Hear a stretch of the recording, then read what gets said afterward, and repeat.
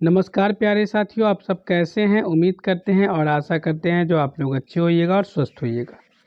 आज के इस वीडियो में हम आपको Bihar SSC fourth grade level graduation level का जो फॉर्म है उसको कैसे अप्लाई करना है, रजिस्ट्रेशन से लेकर के प्रिंट तक की पूरी प्रोसेस हम आपको बताएंगे। ठीक है, सबसे पहले हम आपको अप्लाई ऑनलाइन पे क्लिक करना है और यहाँ पे आपको रजिस्ट्रेशन करना है। ठीक है, जैसे हम स्टेप बाय स्टेप रजिस्ट्रेशन कर रहे हैं वैसे ही आपको रजिस्ट्रेशन करना है। यहाँ पे फर्स्ट नेम डालेंगे और लास्ट नेम जो भी होगा लास्ट नेम डालेंगे। यहाँ पे आपका जो भी जेंडर होगा जेंडर डालिएगा। यहाँ पे आप बिहार का निवासी है तो यस पे क्लिक कीजिएगा। आप अगर ओबीसी एनसीएल से आते हैं तो अपना जाति को डाल दीजिएगा। यहाँ पे आप नॉन क्रीमिलियर से आते हैं तो यस पे क्लिक कीजिएगा। अगर ईडब्ल्यूएस से आते हैं तो ईडब्ल्यूएस पे क्लिक कीजिएगा।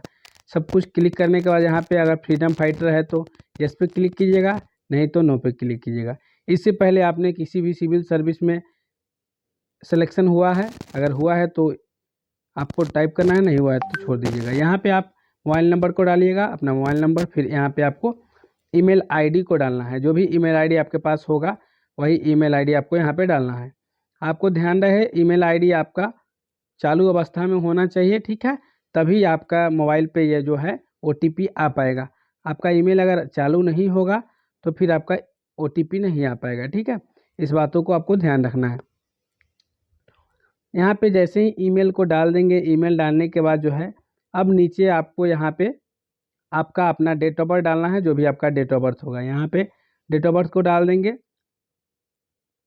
डेट ऑफ बर्थ डालने के बाद जो है अब आपको यहाँ पे जो भी कैप्चा है उस कैप्चा को डाल करके सेव एंड कंटिन्यू पे क्लिक करना है।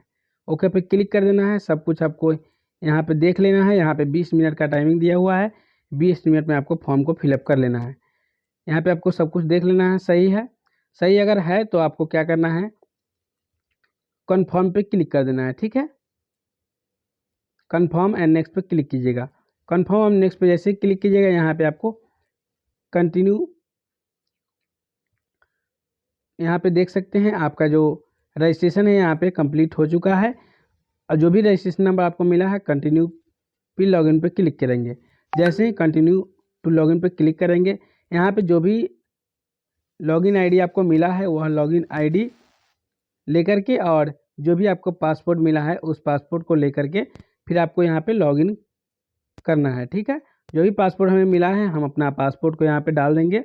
ठीक है, आपको इसी तरह का पासपोर्ट आएगा तो आप अपने हिसाब से डाल दीजिएगा। ठीक है, और यहाँ पे जो भी कैप्चा है उस कैप्चा को डालेंगे और कैप्चा डालने के बाद लॉगिन पे क्लिक करेंगे। लॉगिन पे जैसे क्लिक करेंगे यहाँ पे देख सकते हैं हमारा जो आईडी है यहाँ पे लॉगिन हो चुका है। यहाँ पे आप फादर्स नेम जो भी आपका होगा फादर्स नेम टाइप कीजिएगा। यहाँ पे मदर्स नेम जो भी आपका होगा मदर्स नेम टाइप कर दीजिएगा। यहाँ पे आपको डोमिसाइल सर्टिफिकेट का इशू डेट यानी कि आपका जो आवासीय प्रमाण पत्र है वो कब आपका बना है, ठीक है, उसको डालना है। तो यहाँ पे हम डोमिसाइल सर्टिफिकेट जो भी डेट है उस जो भी डेट में बना है उस डेट को यहाँ पे डालेंगे। और डेट को डालने के बाद जो है फिर आगे जो आपको जो भी सर्टिफिकेट नंबर आपका होगा वह सर्टिफिकेट नंबर ये सभी डाल करके फिर आपको आगे कंटिन्यू करना है। ठीक है, चलिए हम आपको यहाँ पे देख लेते हैं जो जो भी हमारा डोमिसाइल सर्टिफिकेट है उस डोमिसाइल सर्टिफिकेट को यहाँ पे हम डाल लेंगे। ठीक है, ताकि जो हमारा फॉर्म है उसमें किसी प्रकार की कोई भी मिस्टेक ना हो। और आपको एक बात का ध्यान रहे, अगर आप किसी भी तरह की कोई भी चीज़ रॉन्ग अगर टाइप करते हैं तो फिर आपको सुधार करने में बहुत समस्या आ सकता है। इसलिए आपको ध्यान रखना है इस बातों को। जो जो भी चीज़ आपका होगा उसको एक बार में ही आप सही डाल दीजिएगा ताकि जो आपका जो प्रोसेस होगा वो ज़्यादा लंबा ना होगा। इसलिए मैं आपको बता दूं फिर से, जो भी चीज़ अपना फिलअप कीजिएगा देख करके और सही से कीजिएगा ताकि जो आपका जो फॉर्म है कभी रिजेक्ट होने की संभावना ही ना हो। ठीक है, अब आपको हम बता दें कि यहाँ पे डोमिसाइल सर्टिफिकेट आपका जो है करेंट का होना अति आवश्यक है। ठीक है, तभी यहाँ पे आपको अप्लाई करने के लिए एलिजिबल हो पाइएगा। यहाँ पे देख सकते हैं हमने डोमिसाइल सर्टिफिकेट को डाल दिए हैं। नम डेट को और यहाँ पे डोमिसाइल सर्टिफिकेट नंबर जो भी है हमारे पास उस नंबर को डालेंगे और नंबर को डाल दिए हैं हम। और यह डोमिसाइल सर्टिफिकेट जो है जारी क्यों किया है, तो रेवेन्यू अफसर, तो रेवेन्यू अफसर पर क्लिक करेंगे। यहाँ पे एनसीएल सर्टिफिकेट, हम ओबीसी से बिलोंग करते हैं तो यहाँ पे बीसी जो भी है तो यहाँ पे हम एनसीएल सर्टिफिकेट को डालेंगे, जो भी एनसीएल सर्टिफिकेट हमारे पास होगा। ठीक है, तो हमारे पास जो भी एनसीएल सर्टिफिकेट होगा, ठीक है, उस एनसीएल सर्टिफिकेट के यहाँ पे हम सर्टिफिकेट को डालेंगे। नीचे सर्टिफिकेट इशू कब हुआ है उसे डालेंगे। उसके बाद यह सर्टिफिकेट जारी कौन किया है, तो रेवेन्यू अफसर ने जारी किया है, तो रेवेन्यू अफसर, तो आरओ का एक आपको दिख रहा होगा आरओ, तो आरओ पे आपको क्लिक कर देना है। ठीक है, जो भी ऑफिसर ने यह सर्टिफिकेट को जारी किया है उस ऑफिसर का आपको लेवल टाइप करना है। ठीक है, आपको ध्यान रखना है एक बातों को, और अगर आप मान लिया जाए अलग लेवल का आपका सर्टिफिकेट है यानी कि एसडीओ लेवल का, तो एसडीओ लेवल का आपको वहाँ पे टाइप करना होगा। ठीक है, तो इस बातों को आपको ध्यान रखना है, इन सभी चीज़ों को। ठीक है, तभी आपको आगे कंटिन्यू करना है। यहाँ पे देख सकते हैं हम यहाँ पे एनसीएल सर्टिफिकेट जो भी नंबर है, ठीक है, उस नंबर को हम यहाँ पे टाइप कर देते हैं। और टाइप करने के बाद जो है यहाँ पे नीचे सर्टिफिकेट इशू कब हुआ है, ठीक है, तो यहाँ पे सर्टिफिकेट जो इशू हुआ है उस इशू डेट को हम डाल देते हैं। ठीक है, यहाँ पे जो भी सर्टिफिकेट इशू डेट है इसी डेट को डालेंगे। और जारी कौन किया है, आरओ रेवेन्यू अफसर। यहाँ पे हम परमानेंट या फ्रीडम फाइटर है तो नो पे क्लिक कर देंगे। यहाँ पे इंडियन पे क्लिक करेंगे। यहाँ पे आपके पास आधार कार्ड है तो हमारे पास आधार कार्ड है, तो यहाँ पे हम आधार नंबर को टाइप करेंगे। और यहाँ पे पहचान चिन्ह में भी हम आधार कार्ड को ही सेलेक्ट करेंगे, ताकि हमारा जो आइडेंटिफिकेशन मार्क्स है वो तो अलग ही होता है। और यहाँ पे हमारा आईडी प्रूफ जो भी होगा, आईडी प्रूफ हम अपने हिसाब से डालेंगे, क्योंकि आधार कार्ड डालिएगा तो आपको लिए बेनिफिट होगा, क्योंकि आधार से डिटेल्स मैच होता है। ठीक है, तो इन चीज़ों को आपको ध्यान रखना है। ठीक है, तो यहाँ पे देख सकते हैं हम जो आधार नंबर को टाइप किया है, यहाँ पे आधार जो भी आपका होगा तो आधार, यहाँ पे फिर से आधार नंबर को आपको टाइप करना है। और आधार नंबर को टाइप करने के बाद फिर आपको यहाँ पे नीचे आइडेंटिफिकेशन मार्क्स, यानी कि आपका कोई भी पहचान चिन्ह है या नहीं। ठीक है, तो हमारा जो भी पहचान चिन्ह है हम पहचान चिन्ह को डालेंगे और यहाँ पे हम नो पे क्लिक करेंगे। नो पे जैसे क्लिक करेंगे, यहाँ पे पूछा जा रहा है आपने किसी भी तरह का एग्जाम क्वालिफाई किया है एसएससी का, तो नो पे हम क्लिक कर दिए हैं। अब यहाँ पे जो भी हमारा विलेज पोस्ट होगा, विलेज पोस्ट को हम डाल देंगे। ग्राम मोहल्ला जो भी होगा, ग्राम मोहल्ला को डालेंगे। यहाँ पे जो भी पुलिस स्टेशन होगा, पुलिस स्टेशन को डालेंगे। नीचे पोस्ट ऑफिस जो भी हमारा होगा, पोस्ट ऑफिस को डालेंगे। जो भी स्टेट होगा मेरा, स्टेट को डालेंगे। यहाँ पे जो भी डिस्ट्रिक्ट से हैं, डिस्ट्रिक्ट को डालेंगे। और जो भी आपका एरिया पिन कोड होगा, अपना एरिया पिन कोड को आपको डालिएगा। ठीक है, आपको ध्यान रखना है आपका एरिया पिन कोड जो भी होगा उस एरिया पिन कोड को अपने हिसाब से डालिएगा। ठीक है, यहाँ पे जो भी डिस्ट्रिक्ट से आप बिलोंग करते हैं अपना डिस्ट्रिक्ट को डालिएगा। और यहाँ पे जो भी आपका पिन कोड होगा अपना पिन कोड को डाल दीजिएगा। ठीक है, पिन कोड डालने के बाद अब आपको यहाँ पे सबमिट पे क्लिक कर देना है। सब कुछ सही है तो सबमिट पे जैसे क्लिक कीजिएगा, प्रोसीड फॉर पेमेंट पे आपको क्लिक करना है। यानी कि आपसे पैसा जो भी आपका चालान है बिहार एसएससी का, ठीक है, 4th ग्रेड का, तो उस चालान को हम पे करेंगे। ठीक है, यहाँ पे देख सकते हैं हम यहाँ पे चालान को पे करेंगे। और पे करने के बाद जो है हमारे सामने यहाँ पे जो है पे होने के बाद कन्फर्मेशन जब पेमेंट हो जाता है तो हमारे सामने जो है फिर से आगे कंटिन्यू करने का, फॉर्म फिलअप करने का ऑप्शन हमारे सामने आएगा। ठीक है, आपको यहाँ पे जो भी 100 रुपया यहाँ पे चार्ज है तो 100 रुपीज़ हम यहाँ पे करेंगे, क्योंकि बिना पे किए हुए हम फॉर्म को आगे कंटिन्यू कर ही नहीं सकते हैं। ठीक है, तो आपको ध्यान रखना है इस बातों को। यहाँ पे हम पे कर देंगे। और पे करने के बाद जो है अब हमारे सामने जो है यहाँ पे देखिए पे हमारा पेमेंट हो गया है, पेमेंट सक्सेसफुली। अगर आप चाहते हैं इसका प्रिंट आउट रखना तो प्रिंट आउट इसे सेव करके रख लीजिएगा। ठीक है, भविष्य में आपको प्रिंट आउट आपका पेमेंट जो सक्सेसफुल हुआ हो वो काम देगा। ठीक है, अब सेव एंड नेक्स्ट पे हम क्लिक करेंगे और यहाँ पे हम 10th का डिटेल्स, 12th का डिटेल्स एंड ग्रेजुएशन का डिटेल्स हम डालेंगे। ठीक है, तो यहाँ पे आपको देखिए सब्जेक्ट में जो है 10th में ऑल जनरल सब्जेक्ट होता है तो ऑल जनरल टाइप करना है। आपका बोर्ड क्या है, तो Bihar school examination board Patna. आपने ऑब्टेन कितना किया मार्क्स, तो 500 का एग्जाम होता है, ऑब्टेन जितना किया है आप वहाँ पर डालिएगा।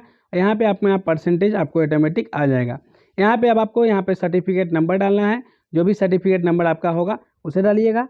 आपका सर्टिफिकेट इशू कब किया गया था, ठीक है,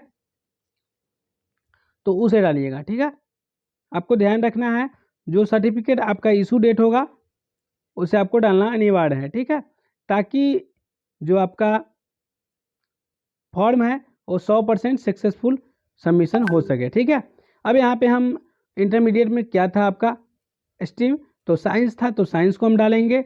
और साइंस डालने के बाद फिर बोर्ड का नाम, फिर कुल टोटल मार्क्स कितना का एग्ज़ाम हुआ था, तो 500 का एग्ज़ाम हुआ था। उसके बाद टोटल अपने ऑब्टेन कितना किया, ऑटोमेटिक परसेंटेज आएगा, सर्टिफिकेट नंबर, फिर आपका सर्टिफिकेट इशू डेट, यानी कि सर्टिफिकेट आपका इशू कब किया गया था उसे डालना है। ठीक है, उसी तरह ग्रेजुएशन में भी डालना है। यहाँ पे देखिए हम साइंस डाल दिए हैं, और यहाँ पे बिहार BSCB शॉर्ट नेम हम लिखते हैं, और यहाँ पे हम 500 टाइप करेंगे, और जो भी नंबर आया है नंबर डालेंगे, और यहाँ पे हम जो है सर्टिफिकेट नंबर को डालेंगे। ठीक है, सर्टिफिकेट नंबर को हम डालेंगे। सर्टिफिकेट नंबर के डालने के बाद जो है अब हमारे सामने जो है यहाँ पे देख सकते हैं जो हमारा जो फॉर्म का जो प्रोसेस है, हमने 3 प्रोसेस कंप्लीट कर लिया है और 4 प्रोसेस हमें कंप्लीट करना है। ठीक है, तो हम यहाँ पे अब सर्टिफिकेट नंबर को डालेंगे। इंटरमीडिएट का डिटेल्स हमने जो फिल किया है वह डिटेल्स को यहाँ पे हमको देखना है। ठीक है, तो यहाँ पे जो भी हमारा सर्टिफिकेट नंबर होगा उस सर्टिफिकेट नंबर को हम यहाँ पे टाइप करेंगे, यानी कि डालेंगे। और डालने के बाद जो सर्टिफिकेट हमारा जो इशू हुआ है उस इशू डेट को हम डालेंगे। ठीक है,